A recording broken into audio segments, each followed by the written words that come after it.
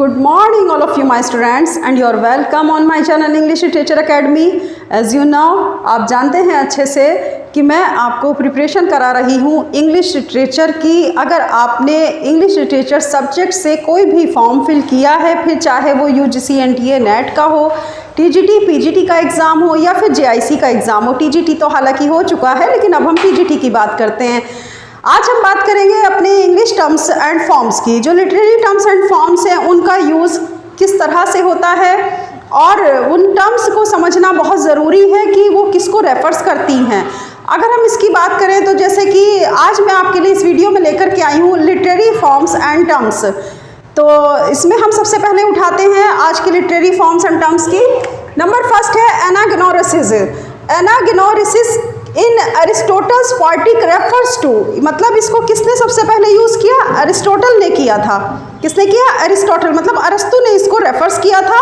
और इसका नाम क्या है? ये टर्म है आपकी एनाग्नोरिसिस इन Aristotle's poetic refers to recognition को। तो ये टर्म्स किसके लिए यूज़ हुई? रिकॉग्निशन के लिए यूज़ हुई। और रिकॉग्निशन मीन्स क्या है? Discovery of the truth. इस चीज़ को आप ध्यान रखिएगा।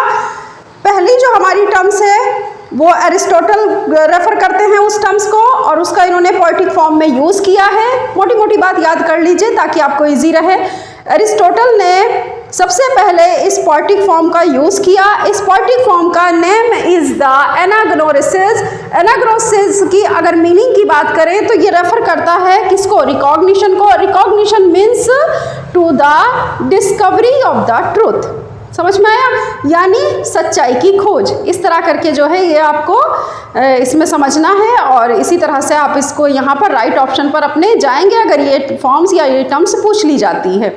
नेक्स्ट आता है आपका इन्वेंशन ऑफ द सोनेट। अब आपको बताना है इन्वेंशन ऑफ द सोनेट, यानी सोनेट के जो इन्वेंशन करने वाले थे तो हु वाज द इन्वेंशन है कि ये बताइए वो कौन से इन्वेंटर थे जिन्होंने किसकी खोज की? इन्वेंशन ऑफ द सोनेट की। तो सोनेट के खोजकर्ता कौन थे? सबसे पहले इसकी खोज कौन करने वाले थे? तो उनका नाम था जियोकोमो डा लेंटिनी।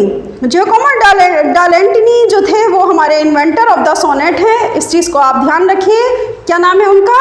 इस तरह से देखिए, जियोकोमो डा लेंटिनी was the inventor of the sonnet.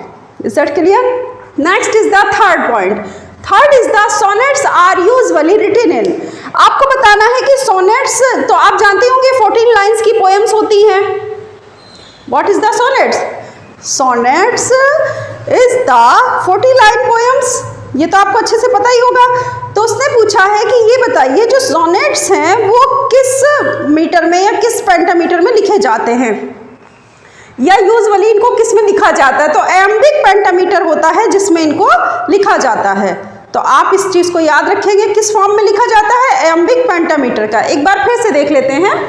Sonnets are usually written in. बताइए जो सोनेट है, sonnet are usually written in, बताइए नियमित रूप से सोनेट्स किस में लिखे जाते हैं? वो कौन सी फॉर्म होती है जिसमें सोनेट्स को लिखा जाता है? यहाँ ये बात आपसे पूछी जा रही है। तो बस आप सिर्फ एक आंसर याद रखिए कि एम्बिक पेंटामीटर में सोनेट्स का फॉर्मेशन होता है। एम्बिक पेंटामीटर में सोनेट्स लिखे जाते हैं। Sonnet is the 14 lines poems. ये आपको अच्छे से पता होगा कि 14 लाइन्स की पोएम यानी 14 लाइन की जो पोएम्स होती हैं उनको हम क्या बोलते हैं? सोनेट्स बोलते हैं। सोनेट की consist of the 14 lines. Sonnets का कंसिस्ट लाइन्स की अगर हम बात करें तो 14 है, ये ध्यान रखिएगा। वैसे ये नहीं पूछा जाता क्योंकि ये बहुत ही जनरल सा क्वेश्चन है, मगर हाँ इसका रिटन इन फॉर्म पूछी जा सकती है और पूछी भी गई है। तो आयम्बिक पेंटामीटर आप इस तरह करके याद कर लीजिए। नेक्स्ट आता है आपके पास number 4, lyric poetry was also known as. Lyric poetry को बताइए और किस नाम से जाना जाता है? तो एन एंसेंट ग्रीस में क्या होता था? पहले प्राचीन समय में ग्रीस में जो हमारे पास हम बात करें लिरिक पोएट्री की, देखिए लिरिक पोएट्री को जाना जाता था मेलिस पोएट्री के नाम से। किस नाम से जाना जाता था? मेलिस पोएट्री के नाम से। मोस्ट इंपॉर्टेंट क्वेश्चन है, ज़रूर ध्यान दीजिएगा इस पर। तो lyric poetry known as the क्या है? मेलिस पोएट्री, ऐसे करके। और कब की बात है ये? इन एंसेंट ग्रीस में इस तरह से इसका नाम दूसरा भी लिया जाता था मेलिस पोएट्री के नाम से। Next is the pyrrhic meter involves. बताइए पायरिक मीटर क्या होता है? इसमें क्या इन्वॉल्व होते हैं या किस तरह से ये फॉर्मेट होता है, तो pyrrhic meters format to the two unstressed syllables. इस बात को यहाँ पर पूछा गया था कि बताइए कितने सिलेबस होते हैं, 1 स्ट्रेस्ड एंड प्लस 2 अनस्ट्रेस्ड, इस तरह करके ऑप्शन में था। तो आप बस इतना ध्यान रखेंगे कि अगर पायरिक मीटर की बात आ जाती है तो 2 अनस्ट्रेस्ड सिलेबस की कंसिस्ट होता है इसमें, या ये दोनों इन्वॉल्व होते हैं। 2 unstressed syllabus, 2 unstressed syllabus involves in the pyrrhic meter. ऐसे करके आप इसको अपने क्वेश्चन को सॉल्व करिएगा। चलिए नेक्स्ट आता है ए क्लासिकल ऑड। देखिए यहाँ पे देखिए नंबर 6 पर है a classic ode structured in 3 major parts. एक क्लासिक ऑड के 3 मेजर पार्ट्स होते हैं, तो आपको बताना है, ये तो आप समझ ही गए होंगे। एक क्लासिक ऑड के कितने स्ट्रक्चर्ड पार्ट होते हैं, 3 मेजर पार्ट्स होते हैं। अब 3 मेजर पार्ट्स कौन कौन से होते हैं ये हमें समझना है। क्वेश्चन 2 तरह से पूछा जा सकता है कि बताइए how many major parts of classic order, इस तरह करके भी पूछा जा सकता है कि क्लासिक ऑड के बताइए कितने पार्ट्स है, how many parts of the classic odd, तो आप उसका आंसर देंगे 3 मेजर पार्ट्स। और अगर ये पूछा जाए कि 3 मेजर पार्ट्स बताइए या स्ट्रक्चर्ड बताइए वो 3 मेजर पार्ट्स कौन से हैं, तब आपको ये आंसर देना है a classic ode structure in 3 major parts, strophe, antistrophe and epode. ये 3 पार्ट्स होते हैं, स्ट्रॉफ, एंटीस्ट्रॉफ एंड इपॉड। इस तरह करके आप इन तीनों पार्ट्स को याद रखिएगा। ये 3 पार्ट्स जो हैं वो स्ट्रक्चर्ड होते हैं, किसके, 3 major parts of the structured of the odd classic, of the odd classic के 3 मेजर पार्ट्स है। इस पर आप इस तरह से करके लर्न करेंगे और इसको आप इसी तरह से ध्यान रखेंगे। चलिए नेक्स्ट आता है आपका नंबर 7।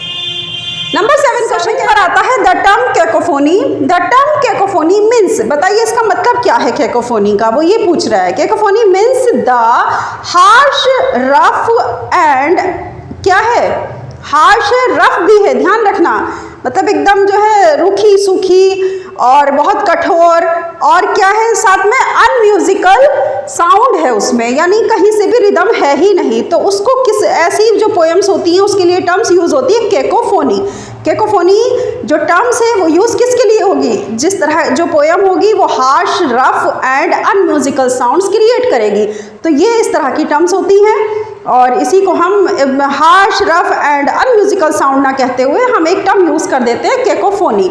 तो कैकोफोनी एक टर्म है जिसका मीनिंग होता है harsh, rough and unmusical sounds in the poem. Okay, चलिए नेक्स्ट देखते हैं नंबर 8। नंबर 8 की बात करें अगर हम, इसकी नंबरिंग कर देते हैं सही, 9, 10 एंड 11। ये देखिए नंबर 8 की बात करते हैं। द टर्म प्रोसोडी सिग्निफाई, बताइए प्रोसोडी सिग्निफाई यानी प्रोसोडी टर्म जो है वो किसके लिए उचित है या क्या इसके लिए आता है।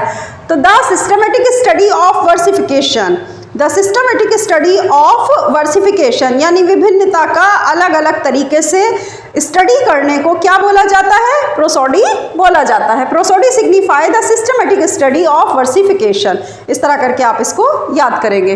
नेक्स्ट आता है नंबर 9 पर the term diction signify. The term diction signify, diction आपको पता ही होगा शैली को बोला जाता है, याद है ना, डिक्शन किसको बोलते हैं, जो हमारी पोइट या पोएम की शैली होती है, जिसे हम हिंदी में नहीं याद करते थे कि प्रताप नारायण मिश्र की शैली बताइए लिखने की क्या थी, बस वही इंग्लिश में भी है कि इसकी डिक्शन क्या है, मतलब जो हमारे पास पोइट है उसकी डिक्शन क्या है, उसकी शैली क्या है, वो किस शैली में लिख रहे हैं, ये यहाँ पर बात पूछी जा रही है कि तो जो डिक्शन है वो सिग्निफाई करता है the choice and arrangement of words को, यानी शब्दों का सही रूप से चयन और प्लस उसका व्यवस्थित करना।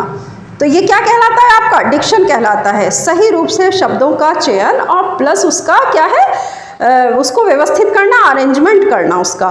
तो ये जो अरेंजमेंट है हमारा अकॉर्डिंग टू द डिक्शन के, तो डिक्शन में ये सारी चीज़ें आती हैं कि वर्ड्स का अरेंजमेंट एंड इसके अलावा क्या होगा आपका डिक्शन में, अरेंजमेंट तो आपको याद हो गया, और इसके अलावा क्या है, याद है कुछ, देखिए the choice and arrangement of words, मतलब द चॉइस, आपको चुने हुए शब्दों का इस्तेमाल करना है। आपको जो अरेंजमेंट करना है वर्ड्स का वो बड़े ही सेलेक्टेड वर्ड्स हो। तो इसको हम जो हमारे पोइट हैं, जो हमारे ऑथर हैं, जब वो डिक्शन यूज़ करते हैं तो उनके डिक्शन से ये पता चल जाता है कि हमारा जो ऑथर है वो कितना उसकी जो डिक्शन है उसमें कितनी पकड़ है, या उसने शब्दों का चयन कैसा किया है, या उसने उन शब्दों का अरेंजमेंट कैसा किया है।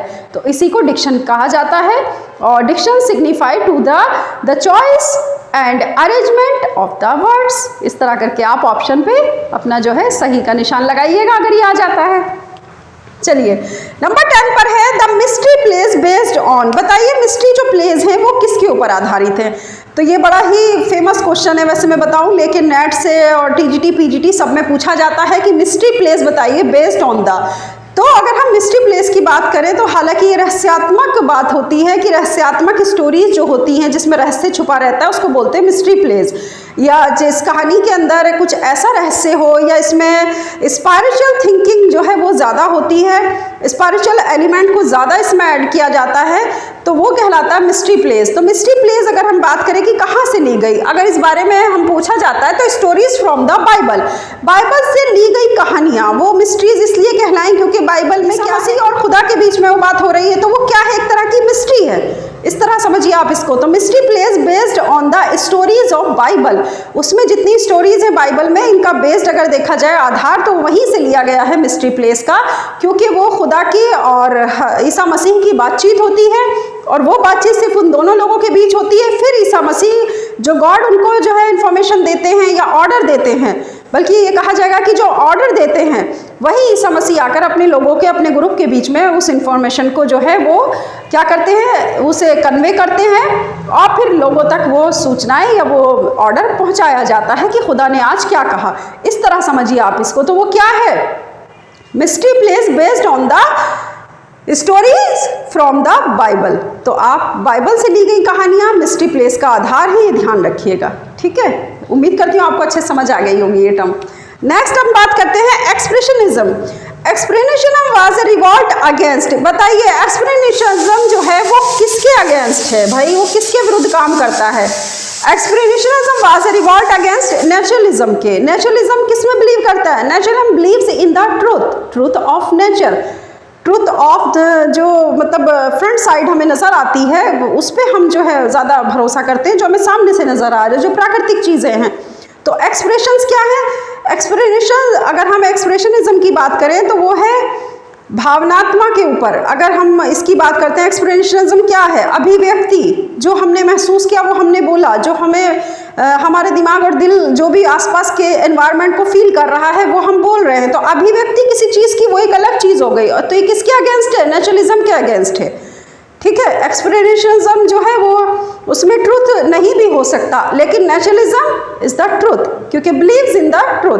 तो naturalism believes in the truth, so against to the expressionism. अगर इसका उल्टा भी पूछा जाए कि नेचुरलिज्म का अगेंस्ट टू रिवॉल्ट ऑफ, तो आप एक्सप्रेशनिज्म यहाँ पर लिखेंगे कि एक्सप्रेशनिज्म जो है वो नेचुरलिज्म का अगेंस्ट है, ठीक है।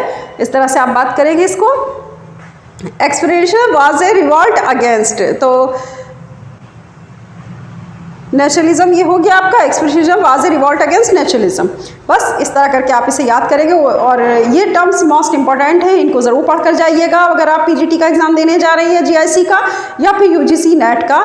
मैं अब टर्म्स क्योंकि ऑथर मेरे सारे कंप्लीट हो गए हैं, ये भी मैं आपको बता दूँ, प्रीवियस वीडियो आप मेरी देखिए प्लेलिस्ट में जा करके, वहाँ से आपको पूरा का पूरा कितने ऑथर मैंने डिस्कस किए हैं आपके साथ अपनी वीडियोस में, उनका वर्क वो सब आपको देखने को मिलेगा। तो आप प्लेलिस्ट में जाकर के विजिट कर सकते हैं।